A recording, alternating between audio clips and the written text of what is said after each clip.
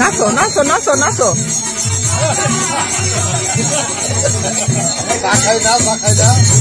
বাংলাদেশের সব থেকে ক্ষুদ্রতম মানুষ রূপা ও মিমকে আমার সঙ্গে আপনারা দেখতে পাচ্ছেন। রূপা এবং মিম প্রতিনিয়ত বাড়ির পাশে একটি চায়ের দোকান আছে, ওখানে চা পান করে থাকে।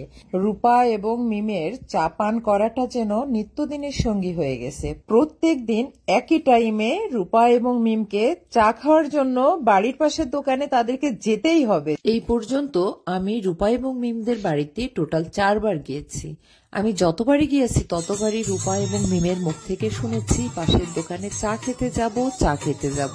এবার আমি সঙ্গে করে নিয়ে গিয়েছিলাম রূপা এবং মিমদের বাড়ির পাশে চায়ের দোকানে। চায়ের দোকানদার সহ যারা চায়ের দোকানে ছিল সবাই আমাকে বলল রূপা এবং মিম নাকি প্রতিদিন প্রতিনিয়ত এই দোকানটাতেই চা খেতে যায় নিয়ম করে। প্রত্যেকটা মানুষেরই কম বেশি জানা আছে গ্রামে চায়ের দোকানগুলোতে একটি করে টেলিভিশন থাকে, আর সেই টেলিভিশন থেকে সবাই বিনোদন নিয়ে থাকে এবং তারা সংবাদ শুনে থাকেন।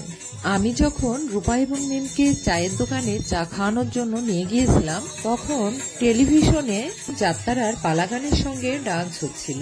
গ্রামের চায়ের দোকানের এমন দৃশ্য কিন্তু দেখতে আমার খুবই ভালো লাগে। এমন দৃশ্য খুব একটা চোখে পড়ে না, তবে যখন গ্রামের দিকে যাওয়া হয় তখন কম বেশি ঠিকই চোখে পড়ে যায়। রূপা এবং মিম মনের আনন্দে চা আর পাউরুটি খাচ্ছে। চায়ের ভিতরে পাউরুটি ডুবিয়ে ডুবিয়ে ভিজিয়ে ভিজিয়ে খাচ্ছে। সত্যি আল্লাহর সৃষ্টি কতই না সুন্দর, তাই না? মাশাআল্লাহ মাশাআল্লাহ মাশাআল্লাহ। রূপা এবং মিমকে আল্লাহ নিখুঁত ভাবে করেছেন। আল্লাহর সৃষ্টির কোনো তুলনা হয় না।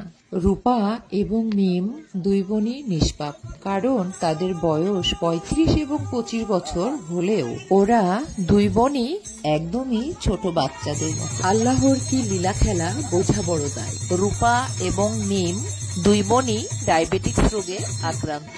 রূপার চোখের দৃষ্টি আস্তে আস্তে কমতে শুরু করেছে। দুই বোনেরই শরীরে অসংখ্য অসুখ বিসুখে ভরা। আপনারা সবাই রূপা এবং মিমের জন্য অনেক বেশি বেশি দোয়া করবেন, ওরা যেন দুই বোন আল্লাহর রহমতে সুস্থ হয়ে ওঠেন। রূপা এবং মিম দুই বোন আকার আকৃতিতে যেমন বড় হয়নি, ঠিক এদের বুদ্ধির বিকাশও তেমন ঘটেনি।